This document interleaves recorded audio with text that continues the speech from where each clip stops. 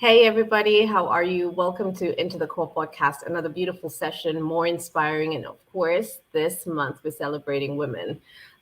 Today, I have a beautiful lady who is one of the mentors from Girls for Girls. We're going to hear her story in just a few, but as we always do, we got to kick off the show. And here we go.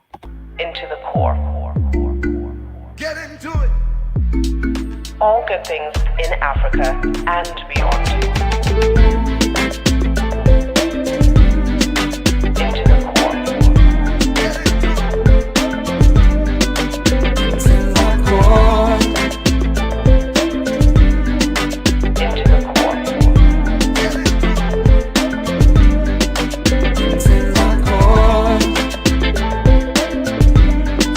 Into the core.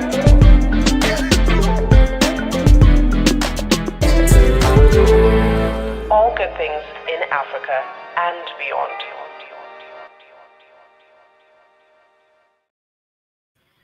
We're definitely celebrating all good things in Africa and beyond. And of course, one of the beautiful women that we celebrated was last week. We started with Revolutionary Coffee, Wagashi Gitata. Today, I have been proudly introduced to Bernice. She's like, well, you could call her Barney.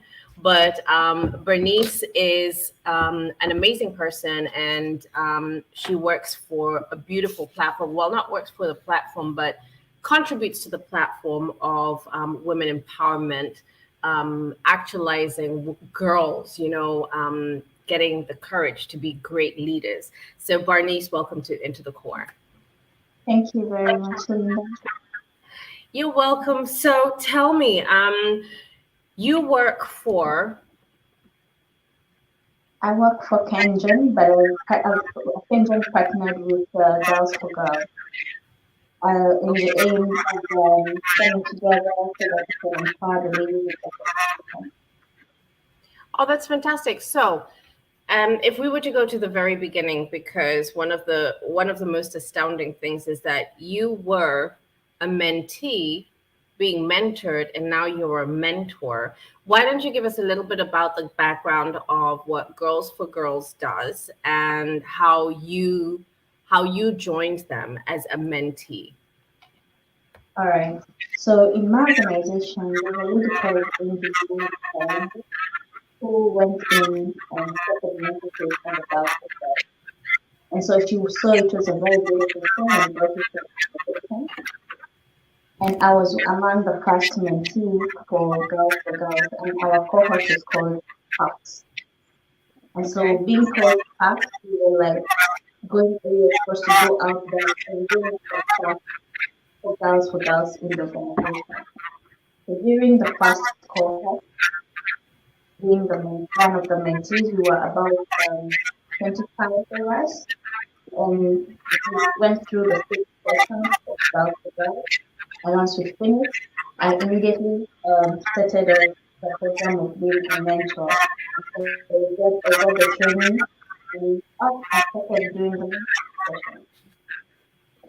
Wow, that's pretty cool. And then, what about the transition from, okay, so let me take this back again. What were some of the things that really excited you about, being a mentee in Girls for Girls? I mean, like, what was the experience like, and who were some of the beautiful women that you could highlight that were mentoring you during that time? All right. So girls will have 6 sessions, and every session we usually have speakers. But then we also break it further, and we have direct mentors. And for my group, our circle, we had 2 mentors. One was called Tasha, and the other one was Kabuki. And they really poured in us a lot of inspiration. We were going through every session, I would again come back to it and try to bring the dream out. What can we do? What can we do? What I get to change how your life is sometimes. And so I remember when we were going through building trust, we had our guest speaker who was Alan. Alan is the founder for Girls for Girls in Africa. And so Alan talked about a woman being like an onion. And every time you peel the onion, you kind of cry, but I think you're discovering yourself. And so that has never left my mind because it makes me realize that every time I do something that I feel is difficult, I'm actually discovering my strength. And so it's like though you know though you go through an onion in the kitchen and you're trying to cook and you're tearing. Mm-hmm. So that is for girls on the very first session of building trust. Then on the second session we had courageous leadership. And on courageous leadership we were being told look for leaders whom you admire and identify with. And as you're doing that, then you realize that what you really admire in these leaders, it is something that you actually have inside of you. And so you need to be able to find your call to action as far as the leaders you're looking around encourage you. And so one of the leaders okay? And his eloquence, his posture, the way he's able to convince and bring out ideas. And so I realized these are things that I've actually been doing and building inside of me, but I've never been able to bring them out. Then the other leader I admired is actually his wife, Michelle Obama. And we know Michelle Obama stands for women empowerment. And Sandy, the lady from Facebook, the one who encourages women not to just sit at the corner office, but also break the ceiling. All right. So this, when I looked at these leaders, they are people who are out there empowering women, and that is how I was able to identify that my call to action is actually to empower fellow leaders to get into leadership. And so I said I was not going to stop at the level of being a mentee. At the second session, I had already made up my mind that I'm going all the way with God. That's beautiful. I mean, I do believe, yeah, that um, the people that you surround yourself or the people that you should have as a mentor are people that you do look up to and that are doing something, because that always gives you the encouragement or, the strength to be like, okay, I could do this. Because if this person is doing what what they've set their mind to do, and you could see them carrying it out with with courage and it encourages you just to keep it short and sweet. So how long have you been mentoring at this point? I started mentoring just immediately. That was around 2021. Yeah, in Okay. 2023. So yeah, it's been a while. I have done a cohort called Heartbeat, which is for our organization. It had around 50 mentees. Then I've also done another cohort, which was called Courageous Leadership.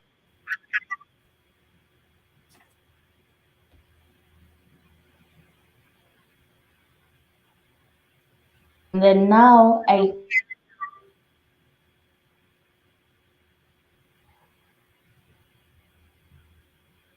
What was it called?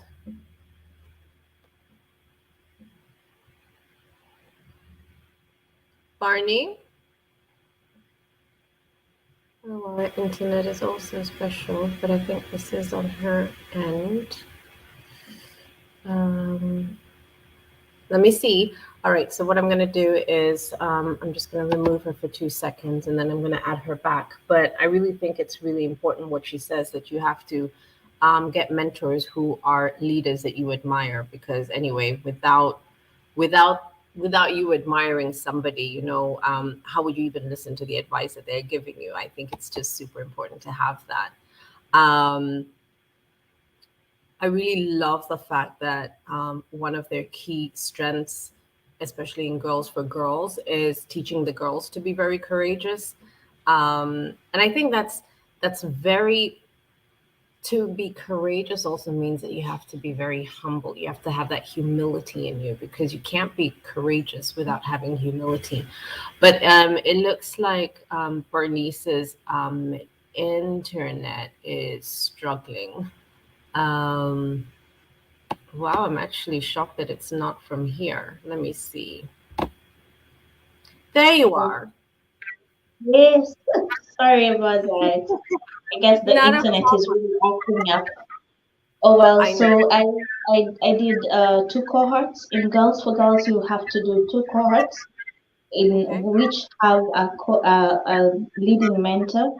Then now you can be able to do your own. So immediately I finished my mentorship and became a mentor. Then I did two cohorts. One was with Heartbeat, and then the Hmm. other one was a cohort called Cocoon. And immediately I finished that, I did my Yes, own cohort, which we just finished in January, and we called it Fireballs. I I like it. realized every mentor who is leading a cohort comes up with a name based on what they want to achieve in that particular cohort.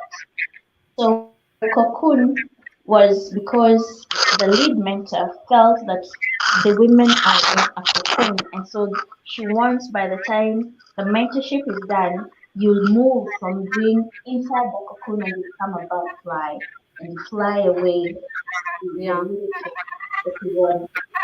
And the other one on heartbeat is it was thought to be a heartbeat because these are a group of young ladies who are in their youthful stage within our organization. So them being called the heartbeat is because they are of the organization. And so giving them the name heartbeat meant that they will understand that they are the future of the company. And so when I came up with the name Fireballs, I thought that I want by the time we're finishing, there is a ball of fire from every station that these ladies come from, and they will go igniting leadership skills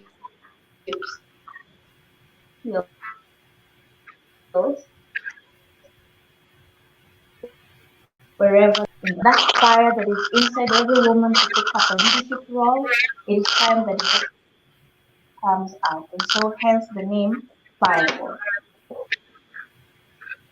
That's pretty cool. I like that. I like the whole fireboard idea. It just, by the way, it stirs something. Like even for me, I was just like, oh, I like the fireboard. I like the cocoon and the fireboard more than anything. I'm like, yes, you're basically all hidden, and now it's just time for you to develop and to fly and to create and to do what you have to do. And with fireball, it's like get out there, attack, and do what is necessary. Like get it done. You know. Having passion. Um, what are some of the, by the way, what are the age ranges for the girls?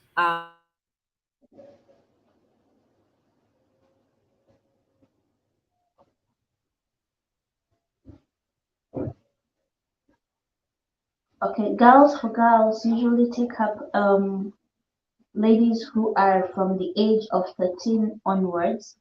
And so we start from immediately, say in Kenya, a girl is getting into Form 1 and take it all the way to whatever age that someone feels they still need to get into leadership roles. We do not have, initially it used to be around 25 to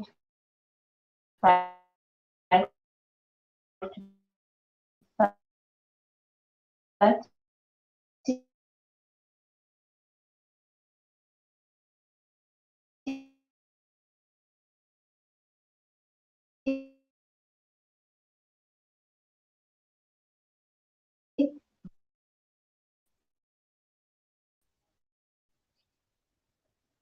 So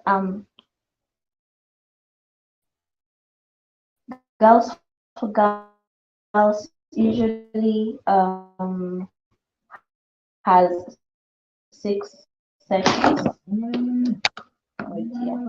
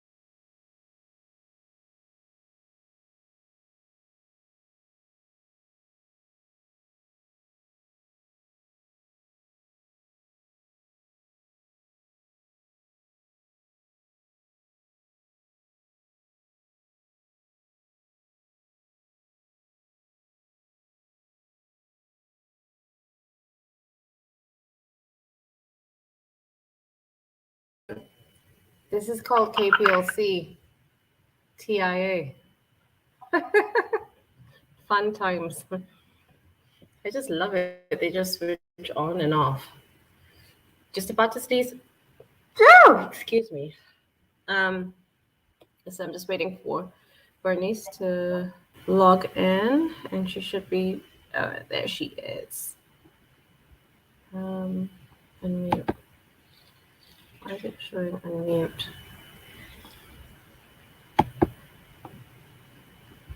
Give me a second. All right. Bernice, can you hear me? Loud and clear. But then it does put you the phone call a little bit like hang out location. Okay, yeah, by the way. Gosh.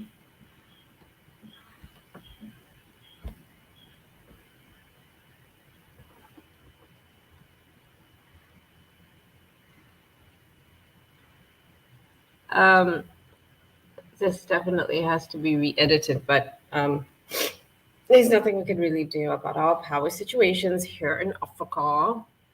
In Africa. Um, or we will have to maybe reschedule.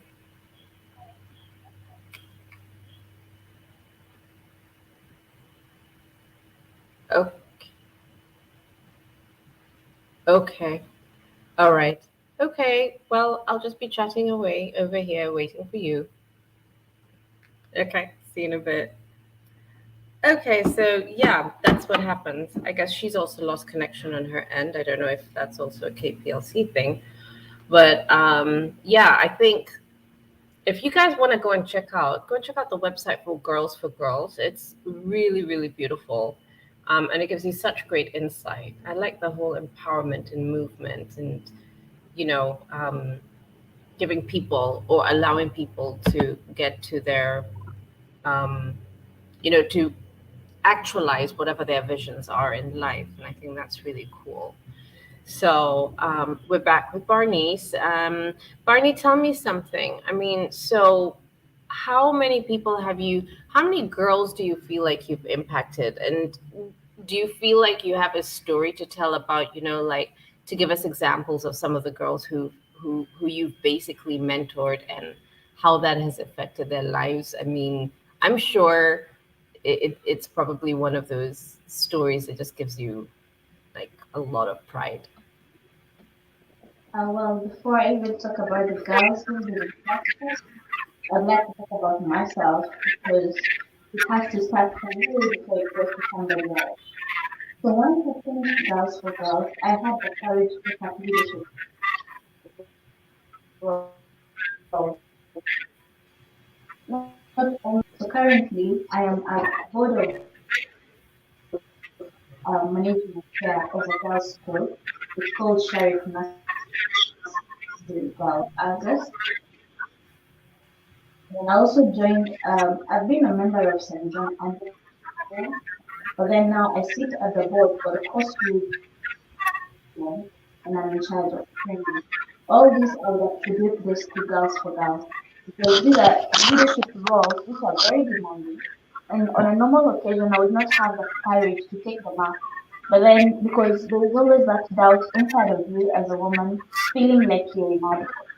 But what Girls for Girls has done for me is empower me to take up those leadership roles. And so far, I can say that I have mentored around 140 ladies, one from the Okay. Heartbeat, the other one from Cocoon, and now the Fireballs that we just completed. And currently, Yeah. we are doing an enrollment for the first girls' school in Kenya that is going to be now doing Girls for Girls for the teachers, and then we roll it down for the girls in the school. So I would pride Wow. myself to have done